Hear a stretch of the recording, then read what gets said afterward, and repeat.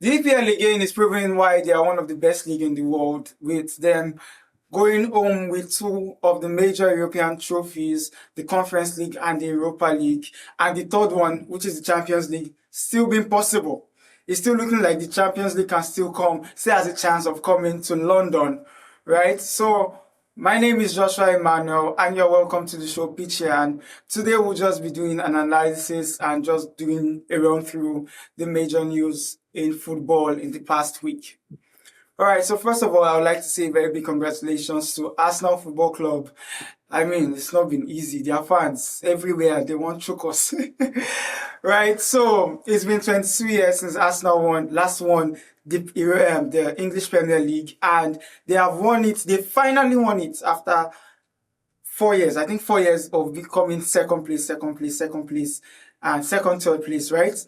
And then they finally won the English Premier League, and that is such a very big news. It's very good news for Arsenal fans. And it has been celebration galore here in Nigeria, especially here in Nigeria, right?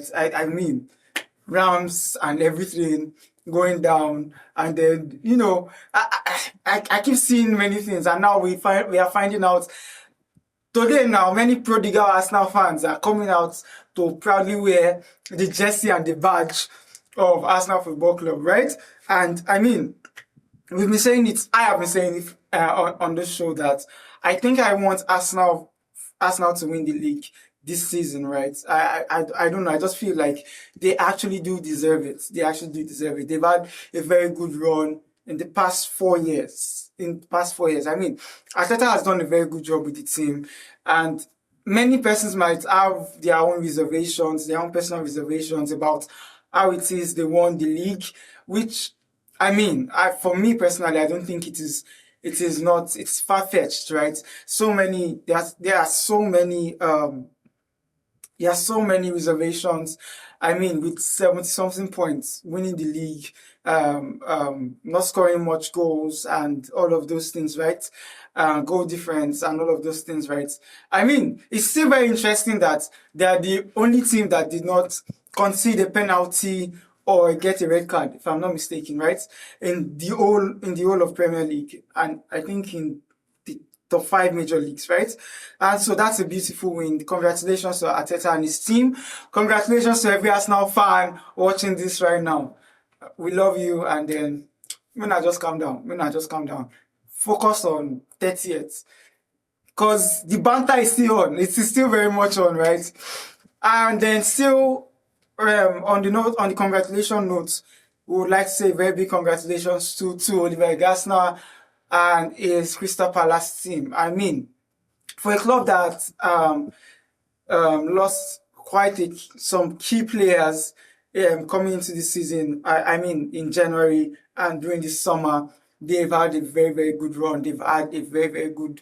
They might be 14th place in the league, but then they have something to compensate themselves for. So, I mean, they had one of the best seasons as far as the Premier League is concerned, winning the Conference League. Oliver Glasner has had a very, very good run. I must say, he has to be regarded as one of the best coaches in Europe presently at the moment. I mean, 112 years of Crystal Palace existence, if I'm not mistaken, or maybe less. But I mean, this is within the last 2 years. He has given 3 major trophies. He has given them 3 trophies. He has given them the Community Shield. I think he gave them the FA last season, and then now the Conference League, which is a lot. And there were signals of him giving a farewell, like he was waving the fans goodbye. So it is possible that he actually leaves Crystal Palace at the end of the season, and I think he will be leaving with a very good ovation and applaud, right? Because, I mean, it has been a very, very good run in the Premier League. 3 trophies within 2 years with Crystal Palace, right? That's a lot. Their first set of trophies, right? That's a lot for the club. That means a lot to the club and a lot for him, right? I mean, there were links of him coming to Manchester United last season, and I personally would not have really objected to it. I've seen his interviews, I've seen him explain his tactical ideas and those things, right? And I think they are not far-fetched. I think he's a very good coach. He's one coach I think deserves a lot of respect and a lot of ovation in and applaud in the Premier League and in Europe generally, right? And also, still on the congratulatory notes, congratulations to Aston Villa. They are back in the Champions League, and Aston Villa again have won the Europa League. They've had one of the best seasons in Europe, one of the best seasons in the Premier League, right? Because winning the Europa League is actually a lot, and then still finishing top 4 in the Premier League is still a lot too. I mean, it's a whole lot, right? And Aston Villa are back in the Champions League, and I mean, Unai Emery has done a very good job with Aston Villa. With Aston Villa, he has done a very he has always been regarded as one of the best coaches in Europe, right? That you can find in Europe, and he keeps proving it again and again. I mean, I think this is his third Europa League. He's an Europa League merchant. Once it comes to Europa, Unai Emery is your man. So if you ever find yourself in the Europa, Unai Emery is your coach. Don't worry, it is settled. It is as good as settled, right? I think he has won it twice with Sevilla, if I'm not mistaken. He has won it once with Villarreal, and he's doing it again with Aston Villa. And I mean, that's a very good record. It deserves a lot of applaud, right? And a very big kudos to Unai Emery and his team, right? We saw Rashford there earlier in the season. We saw him, I think he had till January he was with Aston Villa, and he had a very good season, right? And then the second half of the season with Barcelona, which brings us to the Marcus Rashford situation, right? So there is a 30 million release buy clause in Marcus Rashford's contract, loan contract with Barcelona, right? And Barcelona are saying they cannot afford Marcus Rashford at the moment, right? And it is very funny. And then everybody was like, everybody was saying they are playing the long game, they are trying to hold off, and all of those things. But now, the same Barcelona have released Robert Lewandowski, and the same Barcelona have gone to sign Anthony Gordon for 80 million euros.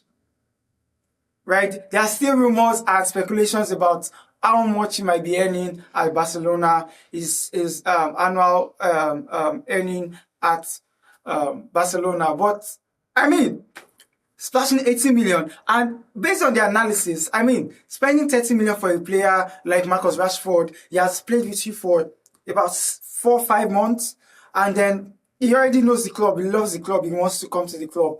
And I think it is going to be a very good signing for Barcelona. But then we see that Barcelona is going to spend 80 million euros. The same club that said they cannot afford 30 million euros for Marcus Rashford, right? Marcus Rashford presently earns about 50 million euros, if I'm not mistaken, with presently. And even if you were to be on a 4 years contract, right? 4 years contract, that's 60 million plus 30 million, that's 90 million.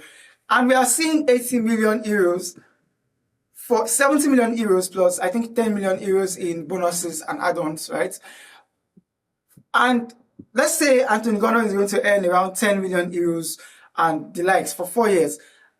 That's still more than what it would cost to keep Marcus Rashford. And it seems like Barcelona is playing a game nobody understands. Or maybe it is, we don't know, right? There are just lots of speculations going on social media about the OKs. And to as if to add insult to injury, right? I think that's how it's said, right? Insult to injury, right? We see just today, a few hours ago, 2 hours, about 1 hour, 2 hours ago, we see that Barcelona are now in talks for Julian Alvarez, which is very funny because the same club will say they don't get money. they seem to be lavishing money, oh.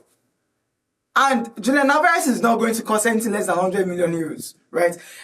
He has asked Atletico that he wants to leave, and then I think the club wants to respect his decision to leave this summer. And there have been many clubs that he has been linked to, the likes of Arsenal. I think I heard Chelsea. I doubt he want to go to Chelsea because, I mean, he wants Champions League football, and that's just by the way. Chelsea, there's no hero for you, by the way. And we are still going to sit in this studio and dissect that matter because I told you guys, but you guys did not believe us, right? And so, going back to the Julian Alvarez matter, there were interest from Arsenal, I think I had Liverpool, even Manchester United at a point. And then for a club that said they cannot afford 30 million, they cannot afford Marcus Rashford, they seem to be spending a whole lot of money, right? And yes, we know they are going to be paying instrumental. It's going to be instrumental payment for many of us that don't really know. That's one of the ways. I mean, Manchester United did that in the last window with Cunha and Mbeumo coming to Manchester United, right? Many clubs do that these days, right? But then, for a club that said they cannot afford Marcus Rashford, you guys seem to be spending a whole lot of money. So what's going on, Barcelona? What are you guys doing? What's the play here? What's the game? Or you're waiting for the deadline? Because I think I read somewhere that the buy clause is active till 15th of June. So that still gives them some time to, you know, address the whole matter and address the whole situation. But then, I mean, let's see how that goes. But I know that one thing I know for sure is next season is going to be very, very interesting. The Premier League, La Liga, Bundesliga, you know, so many coaches moving here and there. Mourinho going to be resuming Real Madrid. His job at Real Madrid. Xabi Alonso at Chelsea. Napoli are in talks with Massimiliano Allegri. And then I think Luciano Spalletti too is leaving, has left. And then so many coaches just going around. Como has qualified for the Champions League. Yes, I think that's another big news. I mean, they had a very rough start to the season, and seeing them in the Champions League, a club like Como, I think this is their first time in the Champions League ever, and I think that deserves a whole lot of applause. I mean, very, very brilliant job from the coach. Very, very brilliant job, and congratulations to them. In the Premier League, in the English Premier League, we are going to be seeing lots of banter next season, right? I mean, Chelsea is not going to the Champions League. Chelsea is not even going to Europa at all. There's nothing for Chelsea. Nothing there for them next season, right? And then we are going to be seeing rivalry between coaches and club legends, right? I mean, we are going to see Xabi Alonso, young coaches across board. Xabi Alonso is going to be at the helms for Chelsea. We are going to see Maresca, because it's almost confirmed that Maresca is going to be the coach at Man City. Everybody already knows this, but then we are waiting for it to be official. Even with the 115 charges against them, there are rumors that the verdict, they have IFAB has come to a verdict, but then they are yet to announce it. They might announce it by next month, and that they are expecting a very big points deduction, but they're all just rumors, right? Speculations here and there. So we are going to see how that pans out, how that plays out. But then we know that Maresca is going to be at Manchester City next season. We know that Xabi Alonso is going to be at Chelsea next season. 2 weeks ago, Manchester United confirmed Michael Carrick is going to continue 2 years plus a year extension at Manchester United. And a slot at Liverpool. I mean, the banter go too sweet. The banter go too sweet. And then it's still possible we see the likes of Anthony Raiola next season. There are still speculations that he might leave Bournemouth. I mean, he has done a very, very good job at Bournemouth. And I think they are in the Europa League, and that is very, very beautiful. That's very, very beautiful. They've had a very, very good story and a very good storyline since they announced their last, their new ownership, coming from escaping relegation in the championship, coming through the playoffs in the championship, and then come to the Premier League. And since Andoni Raiola came, I think in 2023, if I'm not mistaken, they've had a very, very good season. They've had a very, very good run, and now they have the Europa League. And another team worthy of note is Sunderland. Sunderland came straight from the Championship to the Premier League, and they have European football. I mean, they finished above Chelsea. It might seem like I'm mentioning Chelsea too much, but then we mentioned Manchester United too much too last season, when Manchester United did not really get European football, right? So I think a very big kudos and lots of claps to a lot of applaud to Sunderland. They are doing a very good job on a very small budget, on a very tight budget, right? I think that's very, very beautiful. Tottenham has escaped relegation, and Wolves and West Ham, very, very, very shocking that they are going to be relegated, and we have the likes of Bolton coming to the Premier League next season. I mean, next season, Bolton, I think all City too, coming to the Premier League next season. So next season is going to be very, very interesting. Congratulations to Harry Kane and Bayern Munich. Vincent Kompany is doing a very good job. And Jose Mourinho at Real Madrid. Next season is going to be very, very interesting, right? There are talks that Tchouaméni might be leaving Real Madrid, and let's see how that pans out. I mean, as a Manchester United fan, there are still lots of talks about midfielders, and Manchester United has today, we are hearing, I think I saw Fabrizio saying there's agreement between Manchester United and Atlanta for Ederson. And even though we might say Ederson is not really a replacement to Casemiro, right? I feel like Ederson has I read something Patrice ever wrote, and that was my thoughts, right? He said, you might not really think he's Premier League proven per se, in quotes, but it does not change the fact that the guy is good. The more I watch Ederson, I mean, since we're rumored to want Ederson since last transfer window, I have been following Ederson, and he's very, very good, very, very technical. He's very, very good with ball recoveries, and very, very good generally. Technical, creative, long passes, very creative player, very technical player. He can push the ball forward, he falls back. A pair with Kobe Minu is going to be very, very beautiful. And I'm hearing Manchester United, it seems like Manchester United might be going for Sandro Tonali after Ederson. Let's see how that pans out. I mean, 100 million for Elliot Anderson. He is very good, right? I mean, Adam Watson too was in the mix.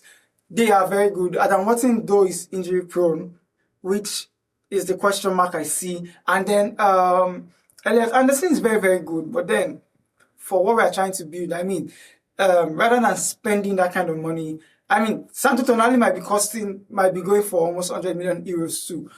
But at this point, I mean, they both have very, very good quality. Sandro Tonali is very technical and is a very big player. A player you can really count on to turn up for the squad. I think a pairing of Kobe Mino, Sandro Tonali, and Bruno will be very, very beautiful. You know, or even Ederson, Sandro Tonali, and Bruno would be very, very beautiful, right? So let's see how that pans out. Let's see how that works out. Chelsea, yes, Enzo Fernandez has also asked to leave Chelsea. We heard Real Madrid is interested, but they might not be willing to pay the 120 million that Chelsea might be demanding for, right? They might not be willing to pay that kind of money. But then we know Real Madrid is interested, and we know that Enzo Fernandez is a very big player. If he's on the market, many clubs will come for him. Many clubs will be very, very interested in a player like Enzo Fernandez. But the question is, how many clubs will be willing to pay that kind of money for a player? I mean, Italian clubs don't do common money like that. PSG, but I think PSG's midfield is tight, right? And then let's see how all of this pans out. Let's see what happens in the world of football within the next week. So you can catch us again next week on Pitchian. I think we've covered majorly the latest happenings and latest trends in football in the past 1 week. My name is Joshua Emmanuel. This is Pitchian. And today we just want to bring you the analysis and the rundown of what is going on in football. And then, don't forget the Champions League final between PSG and Arsenal. What are your thoughts? What are your predictions? Let us know, right? Let us know what you think in the comment section. Let us know what you think on social media, hashtag Pichian, right? And then let's see what happens. Personally, I feel like PSG would win it because, please, PSG, save football. We need you to save football. Please, we are begging. Right? All right. So I think we hope to see you again next week and have a lovely weekend.